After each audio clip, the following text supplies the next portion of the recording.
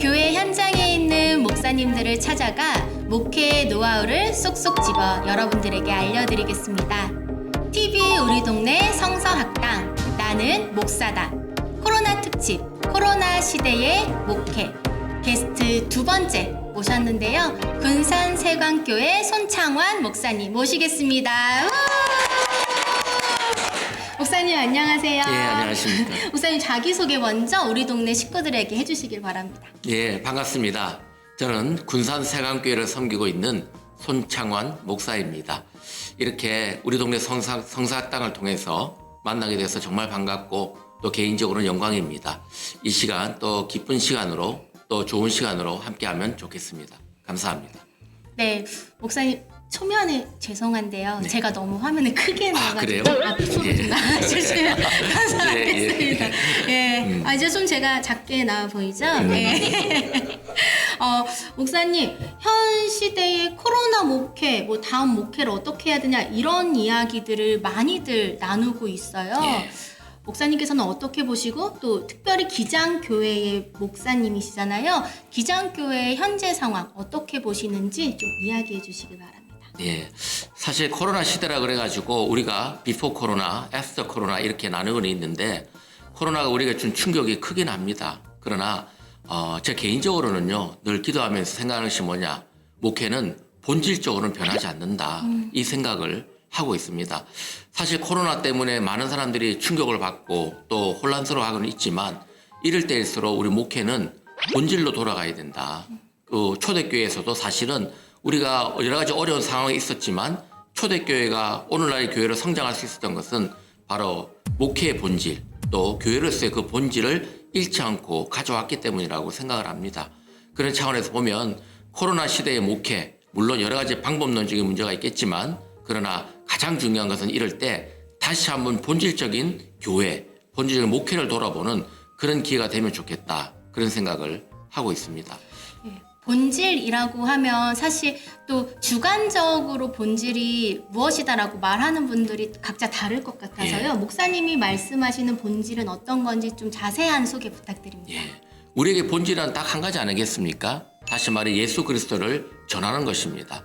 예수 그리스도에 또 전하는 것에 그치는 것이 아니라 예수 그리스도를 가르치고 또 예수 그리스도의 삶을 따라 사는 것, 그것이 바로 본질 아니겠습니까? 만약 그동안 우리 교회들이 아니면 우리 목회자들이 아니면 성도들이 정말 예수 그리스도의 말씀을 따라 살아왔는가 한번 돌아볼 수 있는 계기가 될 것이고요. 또 이 코로나라는 어마어마한 어떤 질병의 위기 앞에서 우리가 이럴 때일수록 어떻게 예수께로 돌아갈 것인가, 예수께로 매인바 될 것인가를 한번 돌아보는 그런 귀한 시간 되면 좋겠습니다. 그래도 코로나라고 해서 어려운 부분들이 분명히 있을 텐데요. 목사님도 목회를 앞으로 방향을 이제 나아가시면서 어려우셨던 점은 없으신가요? 사실 우리가 어렵다기보다는 우리가 어렵다는 그 근거에는 교인들이 어려운 문제가 있겠죠. 네. 사실 교인들이 어려우면 우리가 어려운 겁니다. 그죠? 그러다 보니까 이제 우리는 사실 교인들이 정말 마음을 모아서 당회를 중심으로 또 우리가 지금까지 열심히 해왔지만 이렇게 코로나 닥쳐 나니까 함께 예배를 드리지 못하고 또 교인들 중에도 코로나의 영향을 많이 받잖아요. 네. 근데 그런 어려움도 있으니까 우리가 사실 이걸 어떻게 극복했냐면 크게는 보면 한 3가지 정도 있는데요. 첫 번째는 목회자와 당회와 장로님들과 그다음에 우리 교회는 구역장들이 있습니다. 네. 9개 교구 45명의 구역장들이 있는데 그 구역장들과 함께 우리가 적어도 석 달에 한 번 정도는 다 찾아갔습니다. 교인들이 일일이 다 찾아가가지고 선물 꾸러미를 만들어서 찾아가가지고 그 교인들 일일이 다 개별적으로 만났습니다. 개별 신방을 하셨다는 그렇죠. 건가요? 집단으로 만나면 안 되지만 왜냐하면 교인들이 교회를 나오지 못하고 떨어져 있으니까 그들이 얼마나 교회를 오고 싶겠습니까? 그러니까 우리 목회자들이 찾아가고 장로님들과 구역장님이 찾아가가지고 그들을 직접 만나고 선물 꾸러미에다가 그동안 주복 그리고 그동안 있었던 여러 가지 내용들 그다음에 뭐 먹을 거 이렇게 챙겨가지고 마스크와 함께 챙겨서 우리가 계속 찾아갔습니다. 명절 때마다 찾아가고요. 그다음에 어떤 특별한 절기가 있을 때마다 찾아갔습니다. 그러니까 교인들이 사실 교회에 대한 오히려 전에는 이렇게 찾아온 적이 없는 분들이 코로나 닥쳐서 직접 찾아와 주니까 오히려 더 감격하고 기쁜 거죠. 그렇게 해서 교인들의 소위 말해 우리 커뮤니티성 일종의 일체감을 만들어 갔던 거죠.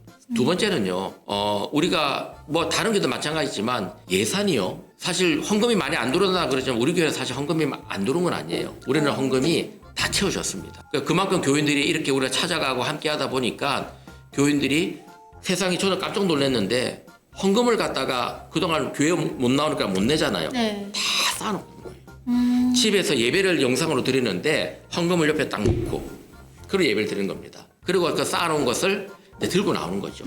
와가지고 한꺼번에 내거나 아니면 은행에다 보내기도 하는데 아직 여기는 지방이다 보니까 특히 우리 교회는 그런 적이 없기 때문에 은행으로 소위 말해 지로로 보내거나 아니면 온라인으로 보내는 게 익숙하지가 않아요. 그러니까 못해서가 아니라 그거에 대해서 굉장히 낯설게 생각합니다. 아, 그렇죠. 예. 그러다 보니까 아무래도 헌금이 많이 안 나오겠다 싶은데 그게 아니고 사람들이 다 쌓아가지고 이렇게 들고 와가지고 그동안 못 낸 것을 이렇게 냅니다 하는 거죠. 참 감격스러운 일인데 그것을 통해 가지고 또 교인들이 일체감도 만들어내지만 정말 중요한 건 이겁니다. 우리가 프로그램을 그동안 못했어요. 그러니까 예산이 많이 남을 거 아닙니까? 코로나 때문에 모이는 프로그램들을 못 하니까 그렇죠. 그거에 대한 예산이 남았는데 네. 그러다 보니까 우리 장로님들이 어떤 말씀을 하시냐면 목사님 예산이 이렇게 남았는데 네. 우리 교회가 건축도 하면서 빚이 조금 남아 있어요. 그러나 빚 갚는 게 중요한 게 아니고 코로나 때문에 어려움을 당하는 사람들은 있지 않겠습니까? 그 사람들 우리가 도와줍시다.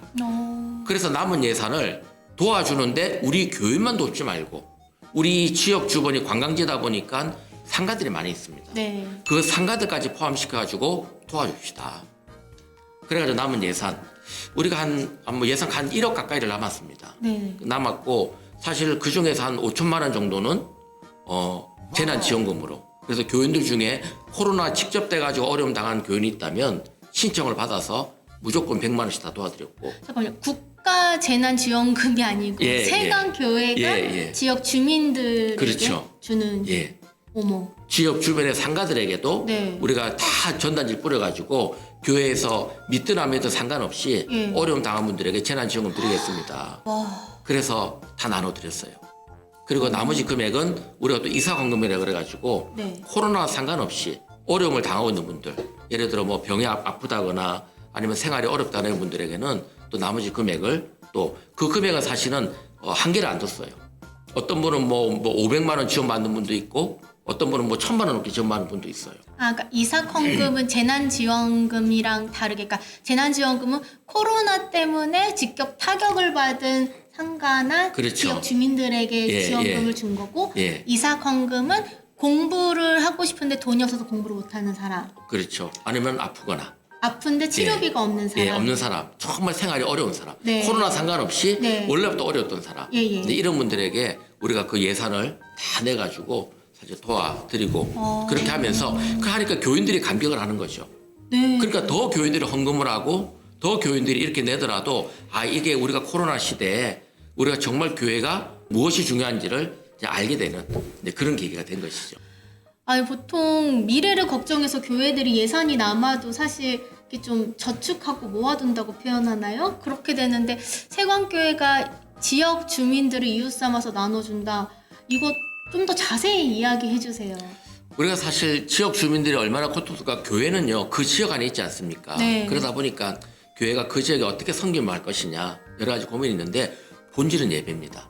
본질은 복음을 전하는 거죠. 그러나 그 본질을 잃지 않으면서도 주변 사람들과 함께 갈 수 있는 것, 특별히 대면 전도가 안 되는 이 상황 속에서는 가장 필요한 것은 우리가 갖고 있는 자원을 나누는 것입니다. 그래서 들어갔더니 뭐 가까이 있는 바로 있는 우리 에어비앤비 같은 경우 나비잠이라고 거기서는 사장님이 또 우리 교회를 다시 보는 계기가 됐고 또 어떤 건어물 가게 사장님은 아니 우리를 믿는 사람도 아닌데 이걸 왜 주냐 심지어는 오히려 역항의를 한 적도 있어요. 우리는 안 믿는데 왜 이런 걸 받냐? 아, 왜 나 교회 안 다니는데 나한테 예. 왜 줘? 예. 이런 식으로. 그게 정말 이상하다는 식으로. 교회 다니라고 주는 거 아니에요? 아니죠. 이런 말- 아니고 네. 이 어려운 시기에 우리가 교회 이 지역에 있는 것만 해도 네. 우리한테는 큰 은혜입니다. 그러니까 있는 것만 해도 감사한데 여러분들에게 우리가 그동안 어떻게 보면 도와드리지 못한 거 죄송하게 생각하고 이럴 때라도 조금이라도 우리가 돕겠습니다 하는 마음을 드렸죠.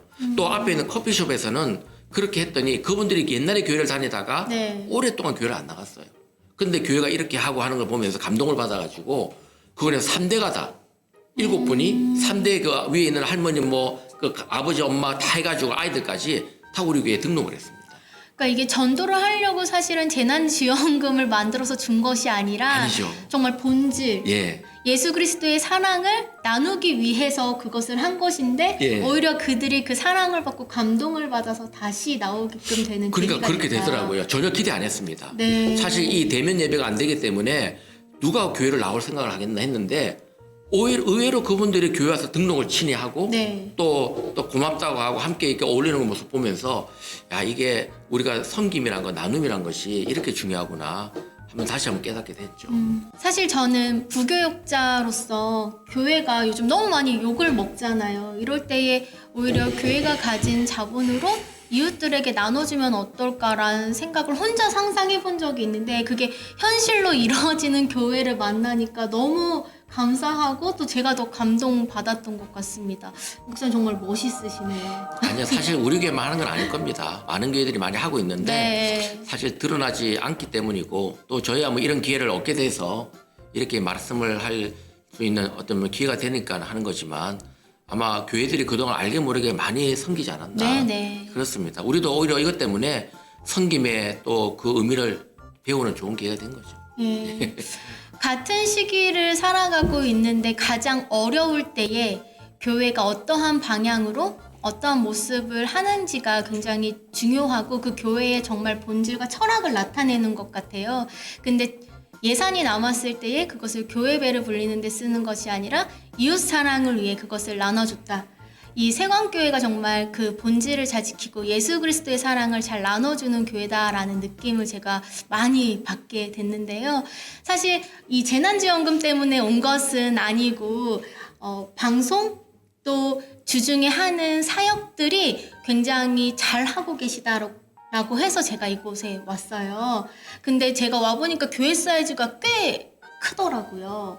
근데 사실 기장교회에 세강교회보다 작은 사이즈의 교회가 훨씬 많습니다. 예.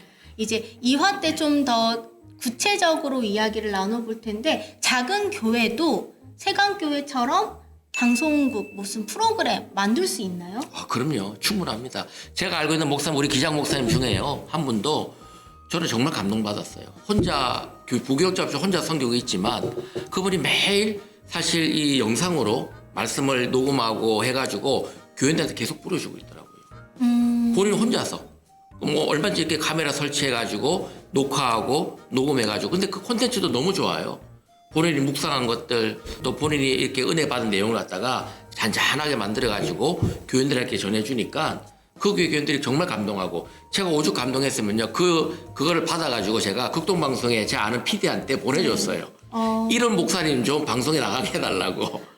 예. 작은 교회지만 예. 그 교회에도 목사님이 혼자 있음에도 불구하고 그러한 예. 것들을 만들어냈다. 예. 얼마든지 가능한 이거는 마음의 문제입니다. 돈의 문제가 아니고요? 아니죠.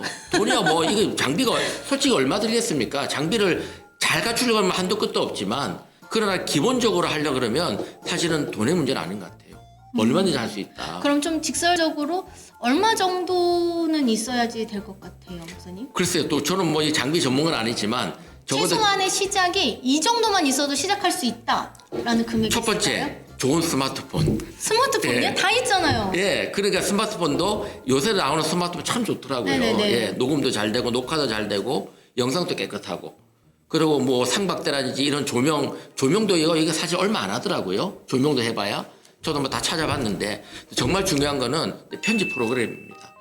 컴퓨터 이걸 렌더링을 해야 되고 하는 여러 가지 편집 프로그램이 있는데 그런 편집 프로그램하고 그것이 이제 시간이 너무 걸리면 지치잖아요. 빨리빨리 할 수 있는 이런 컴퓨터하고 그런 걸 갖추고 더 중요한 거는 그거를 할 수 있는 아주 기본적인 스킬이겠죠. 편집 기술이겠죠. 그런 것도 좀 있으면 얼마든지 가능하다 싶습니다. 그러면 제가 이제 해석하기로는요. 필요한 장비 스마트폰, 삼각대, 예. 그리고 편집할 수 있는 PC 예. 이 세 개만 있으면 된다고 합니다. 굉장히 기대가 되는데요. 교회 크기와 상관없이 스마트폰 모두가 있고 삼각대 굉장히 저렴한데 이것으로 어떠한 프로그램들을 세관교회에서 만들어냈을지 이 궁금한 이야기는 2화 때 나옵니다. 2화를 기다려주시고요. 2화 때 더 자세한 세관교회 프로그램 안내하도록 하겠습니다. 지금까지 이제 세관교회 전체적인 목회에 대해서 방향에 대해서 이야기해주신 목사님 또 마지막 한 말씀 하시죠.